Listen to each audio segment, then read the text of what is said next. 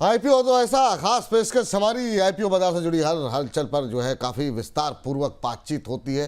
कोई भी डिटेल छूटे ना हमसे, हमारी ये कोशिश रहती है। और आज तो आस्था मैम है, तो मुझे लगता है काफ़ी लोगों के काफ़ी सारे सवाल भी हैं आईपीओ को लेकर के। हर बार की तरह हमारे साथ जुड़ चुके हैं हमारे साथी हर्ष। हर्ष बताइए, आज फिर से खुल गए कई सारे आईपीओ, क्या कुछ माहौल दिखाई दे रहा है? शुरुआत कहाँ से करेंगे? क्योंकि सबसे ज़्यादा चर्चा में तो फिजिक्स वाले की बात हो रही थी, उसको बाद में रखेंगे या शुरू में? नहीं सर, आपने बोला है फिजिक्स वाले की सबसे ज़्यादा चर्चा होती है, तो सबसे पहले उसी की बात कर लेते हैं। 2 आईपीओ जो आज से खुल गए और एक आईपीओ जो कल खुलेगा, सब पर हम लोग चर्चा कर लेते हैं। सबसे पहले फिजिक्स वाले की बात करते हैं यहाँ पर। तो देखिए, इंपॉर्टेंट तारीख की बात हम लोग सबसे पहले जान लेते हैं यहाँ पर। आप ये देखिए, आज से ये आईपीओ खुल गया है 11 नवंबर से।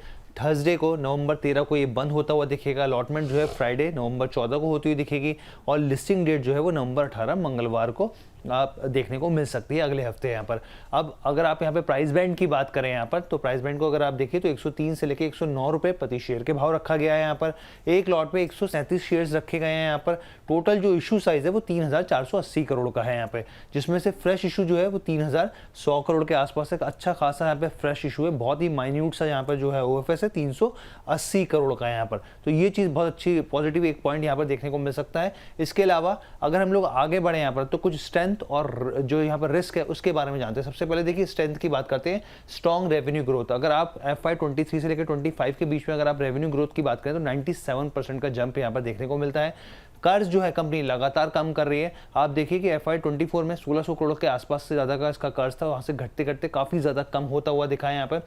ह्यूज डिजिटल रीच, करीब आप समझिए 11.93 करीब 11 करोड़ 93 के लाख के आसपास इनका जो पूरा यूट्यूब का जो पूरा बेस है। और उसके ज़रिए क्या करते हैं लोग, अपने कई प्लान्स को यहाँ पे शोकेस करते हैं। उसके बाद सीधा ऐप के थ्रू लैंड होती हुई स्थिति दिखती है, तो काफ़ी विजिबिलिटी जो है प्रोडक्ट इनका जो पोर्टफोलियो वो काफ़ी बेहतर दिखता है। अफोर्डेबल प्राइसिंग मॉडल, अगर आप नॉर्मल जेई का अगर बात करें, एक प्राइस की बात करें यहाँ पे, अगर आप यहाँ पे जो पूरा जो कोर्स की बात करें, तो एक नॉर्मल अगर इंस्टीट्यूट पे आप जाएंगे तो 70 से 75 हज़ार रुपये के आसपास पड़ेगा। जबकि यहाँ पर जो है वही कोर्स 4,500 के आसपास का पड़ता है। यानी कि जो तमाम कोर्सेज हैं वो अफोर्डेबिलिटी के लिहाज से काफ़ी ज़्यादा बेहतर दिखते हैं। उसके बाद इंप्रूविंग प्रॉफिट मार्जिन यहाँ पर, तो देखिए जो एबिटा के आधार पर अगर आप देखें, कामकाजी मुनाफे के आधार पर देखें, तो यहाँ पर जो है इसके जो मार्जिन है वो इंप्रूवमेंट के हिसाब से लगातार देखने को मिल रहे हैं। अब हम लोग यहाँ पे कुछ रिस्क की बात कर लेते हैं। यहाँ पे सबसे पहले आप पिछले कई साल उठा के देख लीजिए, 2-3 साल उठा के देख लीजिए, कंपनी अभी भी लॉस मेकिंग बनी हुई है।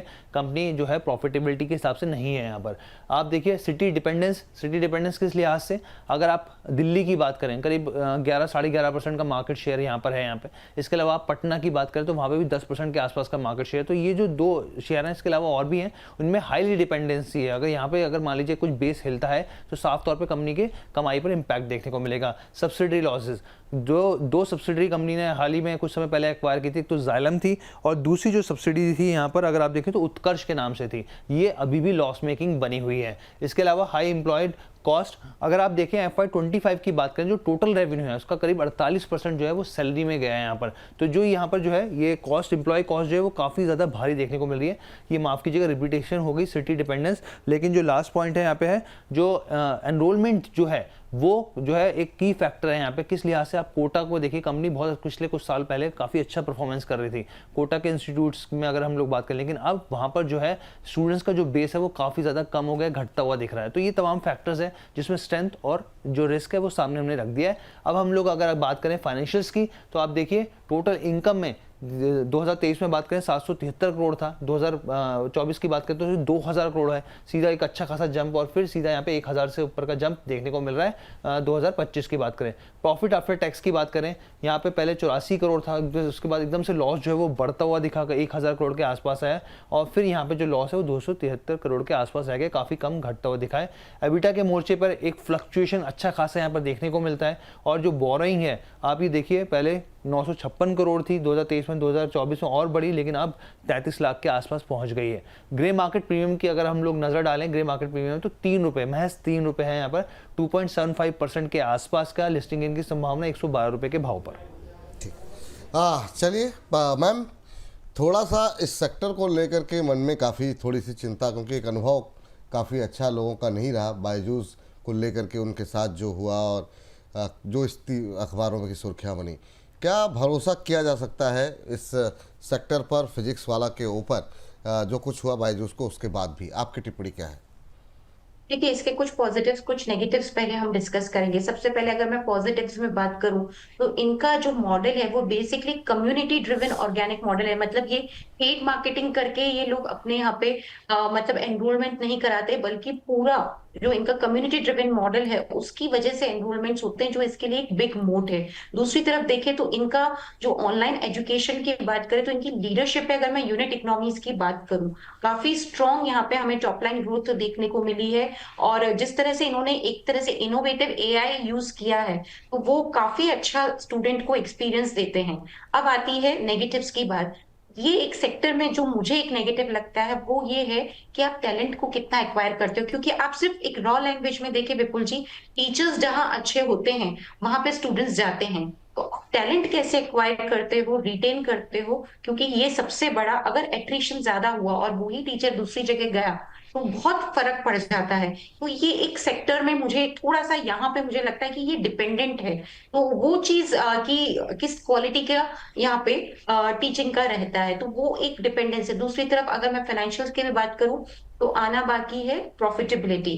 तो लेकिन ये पूरा जिस तरह का इन्होंने बिजनेस मॉडल सेटअप किया है, तो हम बोल सकते हैं कि ये जो एड टेक सेक्टर है उसमें इन्होंने एक अपना अच्छा बिजनेस मॉडल सेटअप किया है। और लॉन्ग टर्म के लिए ठीक है, बट मैं मेरे हिसाब से अगर लॉन्ग टर्म का व्यू है तो ही लगाइए, नहीं तो लिस्टिंग होने के बाद देखिएगा। बाकी लिस्टिंग गेन होने के लिए मुझे लगता है कि कंपनी की प्रॉफिटेबिलिटी अभी नहीं है, तो थोड़ा जल्दबाजी होगी अगर हम लिस्टिंग गेन के लिए इसमें लगाएं। तो सिर्फ लंबी अवधि का व्यू हो तो लगाइए, नहीं तो लिस्टिंग होने के बाद लगाइए अगर इसमें एंट्री करनी है तो इसमें एंट्री करनी है, लिस्टिंग गेन के लिए ज़्यादा कुछ सोच के लगाइए मत। ग्रे मार्केट में प्रीमियम भी अच्छा नहीं है, आस्था जी भी कह रही हैं, बहुत ज़्यादा उम्मीदें मत करिए। वैसे भी पिछले अनुभव हाल फिलहाल के जो रहे हैं लिस्टिंग के, वो बहुत अच्छे नहीं रहे। लॉन्ग टर्म का व्यू है, लगा सकते हैं, या फिर वेट कर लीजिए, एक बार लिस्टिंग हो जाए उसके बाद निर्णय लिया जाएगा क्या किया जाए। अभी के लिए छोड़ दीजिए आप चाहें तो, वरना लॉन्ग टर्म है तो कर सकते हैं, ये आस्था जी कह रही हैं। हर्ष, अगला आईपीओ? जी, अगले आईपीओ की बात करते हैं। एमवी फोटोवोल्टिक पावर की बात कर लेते हैं यहाँ पर। और ये जो आईपीओ है ये भी आज से खुल गया है। आप इसके अगर बिजनेस मॉडल को समझे तो देखिए, कंपनी जो है पीवी मॉड्यूल और सेल मैन्युफैक्चरिंग करती है यहाँ पर। और सोलर पीवी मॉड्यूल की अगर आप बात करें, जो कैपेसिटी है वो 7.80 गीगावाट तक की है, और सोलर सेल की कैपेसिटी 2.94 गीगावाट के आसपास है। कंपनी के 4 मैन्युफैक्चरिंग यूनिट है, जिसमें कर्नाटका में 2 जगह लोकेशंस पर है यहाँ पर। इसके अलावा अगर आप देखें तो आज वही सेम तारीख है कि आज से खुल गया है। क्लोज जो है वो 13 नवंबर को होता हुआ दिखेगा यहाँ पे। फ्राइडे नवंबर 14 को इसका अलॉटमेंट होता दिखेगा। लिस्टिंग डेट की बात करें तो 18 नवंबर को होती हुई दिखेगी इसकी लिस्टिंग डेट। इसके अलावा अगर हम लोग आगे बढ़े, प्राइस बैंड को देखें यहाँ पर, तो 206 से लेकर 217 के भाव पर है यहाँ पे प्राइस बैंड। लॉट साइज में बात करें तो एक लॉट में 69 शेयर्स आएंगे। इशू साइज जो है यहाँ पर 2900 करोड़ के आसपास का, जिसमें 13 करोड़ से ज़्यादा के शेयर्स होंगे। फ्रेश इशू की बात करें आप यहाँ पर, तो फ्रेश इशू में देखिए 2900 में से 2144 करोड़ जो है वो फ्रेश इशू में होगा, और 756 करोड़ जो होगा वो ऑफर फिर सेल में होगा। यानी कि एक अच्छा खासा अमाउंट जो है वो फ्रेश इशू में यहाँ पर देखने को मिल रहा है। अगर आप इसके फाइनेंशियल्स की हम लोग बात करें, अगर फाइनेंशियल्स को हम लोग देखें यहाँ पर, तो अगर आप आगे बढ़े यहाँ पे एमवी फोटोवोल्टिक आईपीओ की पावर की बात करें यहाँ पे, तो देखिए टोटल जो रेवेन्यू है 2023-24 की बात करें तो इसमें एक जंप दिखता है, और 2024 और 25 की बात करें तो इसमें करीब करीब अगर आप देखें तो 147% का जंप यहाँ पर देखने को मिल रहा है। प्रॉफिट आफ्टर टैक्स में आप देखिए 2023 में 9 करोड़ था, 2024 में 29 करोड़ हुआ, और फिर 2025 में 369 करोड़, करीब 1000 पॉइंट का परसेंटेज के आसपास का जंप आप यहाँ पर देख सकते हैं। एबिटा की बात करें यहाँ पर, तो एबिटा 56 करोड़ था, 120 करोड़ आया, और उसके बाद फिर एक बहुत बड़ा जंप 722 करोड़ का यहाँ पर भी देखने को मिला है। और टोटल बोरिंग जो है वो बढ़ती हुई दिख रही है। ग्रे मार्केट प्रीमियम यहाँ पर क्या कह रहा है, एक बार वो भी देख लेते हैं यहाँ पर। और आप ये देखिए 10 रुपये है, 4.61% के आसपास एक एस्टिमेट लिस्टिंग जो है 227 के भाव पर हो सकती है। ठीक। मैम, एमवी को लेकर के क्या व्यू है आपका? क्या ये आईपीओ ऐसा है जिसमें कि पैसे लगाए जा सकते हैं, या इसको भी अवॉइड करना चाहिए? ये इंडिया की सेकेंड लार्जेस्ट, अगर हम माने तो, इंटीग्रेटेड ये सोलर सेल मैन्युफैक्चरिंग कंपनी है। 2007 में स्टैब्लिश हुई थी बैंगलोर में। और जो इनका ऑब्जेक्ट ऑफ इशू है उसमें रीपेमेंट ऑफ डेट है, क्योंकि डेट ही देखा जाए तो थोड़ा सा हायर साइड पे है। इस कंपनी की फाइनेंशियल परफॉर्मेंस मुझे बेहद शानदार लगी। इनफैक्ट फाइनेंशियल परफॉर्मेंस के अलावा जो इन्होंने ग्रोथ दर्ज करी है, टॉप लाइन की भी बात करें तो सीएजीआर ग्रोथ 90% से ज्यादा है। इबिटा, बॉटम लाइन, तीनों ही स्ट्रॉन्ग ग्रोथ के ये दिखा रहे हैं अपने तीनों लाइन ऑफ आइटम्स में। तो ग्रोथ काफी ज्यादा स्ट्रांग है। दूसरी तरफ जरूर यहाँ पे डेट ज्यादा है, लेकिन उसमें भी ये ऑब्जेक्ट ऑफ इश्यू में रीपेमेंट ऑफ डेट है, तो मुझे लगता है वो भी एक फायदेमंद होगा। सो ओवरऑल, और प्राइसिंग की भी बात करें, प्राइसिंग भी यहाँ पे मुझे ठीक ठाक लगती है। तो यहाँ पे हमारी तरफ से सब्सक्राइब की रेटिंग है, सब्सक्राइब किया जाना चाहिए। लिस्टिंग गेन के लिए भी चाहे तो लगा सकते हैं, लंबी अवधि के लिए भी लगा सकते हैं। बस कहना ये चाहूंगी कि बहुत बड़े बड़े लिस्टिंग गेन की उम्मीद ना करें मार्केट का मूड माहौल के हिसाब से, बट स्टिल यहाँ पे लिस्टिंग गेन और लंबी अवधि दोनों के नजरिए से लगाने की सलाह है। चलिए, तो लिस्टिंग गेन और लॉन्ग टर्म दोनों लिहाज से यहाँ पर निवेश किया जा सकता है। बट आपने कहा कि बहुत बड़े लिस्टिंग गेन नहीं एक्सपेक्ट करनी चाहिए, 7-8% के आसपास तो या 10% तक कितना उम्मीद करें मैम? कुछ एक्सपेक्टेशन है? देखिए, हम लोग रेगुलेटरी पर्पज से अलाउड नहीं है बोलने के लिए, हाँ, बस ये बोल सकते हैं कि हाँ, एक डिसेंट लिस्टिंग गेन होता हुआ मिलेगा, मार्केट का माहौल अच्छा रहा तो। लेकिन फिर भी रेटिंग तो सब्सक्राइब की है, तो ठीक लिस्टिंग गेन और लंबी अवधि दोनों के नजरिए से लगाइए जी। ठीक है मैम, ठीक है। कल से एक आईपीओ खोल रहा है, उसके बारे में फटाफट अपडेट ले लेते हैं। हर्ष बताइए। जी, टेनको क्लीन इंडिया की बात कर लेते हैं यहाँ पर। और देखिए 2018 में इनकॉर्पोरेट हुई थी, और यहाँ पे क्लीन एयर जो होता है उसको लेकर इसका पूरा बिजनेस मॉडल है। यहाँ पे क्लीन एयर डिवीजन के ऊपर एक काम करती है कंपनी यहाँ पर। और आप देखिए जो एमिशन कंट्रोल होता है उसकी तकनीक को लेकर काफ़ी ज़्यादा यहाँ पे फोकस्ड है। यहाँ पे कंपनी एग्जॉस्ट से लेकर आफ्टर ट्रीटमेंट सिस्टम्स पे फोकस है, और भारत स्टेज 6 जैसे जो तमाम चीज़ें सरकार की पॉलिसी उसके दायरे में यहाँ पर आती है। और आप यहाँ पे ये भी समझिए कि अपनी जो कंपनी है यहाँ पर टेनको, उसके ऊपर जो पेरेंट कंपनी उसके ऊपर काफ़ी ज़्यादा आश्रित है यहाँ पर, और जो टॉप 10 सप्लायर हैं उसके ऊपर भी काफ़ी ज़्यादा असर जो है यहाँ पर कंपनी के ऊपर जो है निर्भरता है यहाँ पर। इसके अलावा अगर आप यहाँ पर देखें आईपीओ की बात करें यहाँ पर, तो देखिए कल से खुल रहा है यहाँ पर। और अगर आप इशू प्राइस बैंड की बात करें तो 378 से लेकर 397 के भाव पर है यहाँ पर। एक लॉट में 37 शेयर्स होंगे। टोटल इशू साइज जो है वो 3600 करोड़ के आसपास का है, और इतना ही ऑफर फॉर, पूरी तरीके से ये ऑफर फॉर सेल है यहाँ पर। प्रोमोटर्स की जो होल्डिंग है पोस्ट आईपीओ के बाद 74% के आसपास रह जाएगी। फाइनेंशियल्स को एक बार अगर हम लोग देखें यहाँ पर, तो आप देखिए टोटल इनकम जो है वो उसमें फ्लक्चुएशन देखने को मिल रहा है। 2023 में 4000 करोड़ 800 करोड़ के आसपास था, फिर बड़ी, और फिर उसमें एक गिरावट देखने को मिल रही है। प्रॉफिट आफ्टर टैक्स की बात करें यहाँ पर, तो एक स्लाइटली सी बढ़ोतरी देखने को मिल रही है। एबिटा भी जो है इसमें लगातार बढ़ता हुआ दिख रहा है। ग्रे मार्केट प्रीमियम की बात कर लेते हैं, एक बार देख लेते हैं। यहाँ पे 53 रुपीज़ यहाँ पर ऊपर चल रहा है पर प्राइस बैंड के हिसाब से देखें। 13.5% के आसपास लिस्टिंग गेन की संभावना 450 रुपये के भाव पर। ठीक। मैम, सबसे ज़्यादा ग्रे मार्केट के प्रीमियम जो है वो अभी तक किसी आईपीओ में दिखाई दे रहा है। कल ओपन होगा। कई बार जो है हम देखते हैं प्रीमियम बढ़ता है, कई बार काफ़ी तेज़ी से नीचे भी आ जाता है। क्या एक्सपेक्टेशन आपकी है? आप तो ग्रे मार्केट ज़्यादा फॉलो नहीं करती, इस आईपीओ से क्या उम्मीदें कल से खुलने वाला है?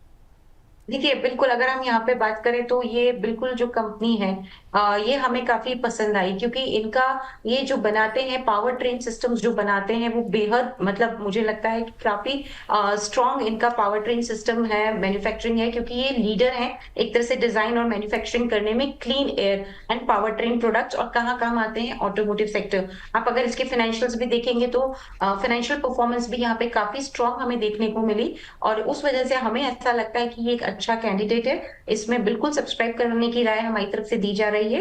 लिस्टिंग गेन और लंबी अवधि दोनों ही नजरिए से लगाने की सलाह। चलिए, ये बात यहाँ पर निकल करके आई है। तो अभी के लिए इस सेगमेंट को अब समाप्त करने का वक्त हो गया। हर्ष, थैंक यू, बहुत बहुत धन्यवाद इस चर्चा में शामिल होने के लिए, तमाम अपडेट लेकर के आने के लिए। आस्था मैम, आपका भी बहुत बहुत धन्यवाद आज की चर्चा में जुड़ने के लिए। कोई डिस्क्लोजर आपकी तरफ से?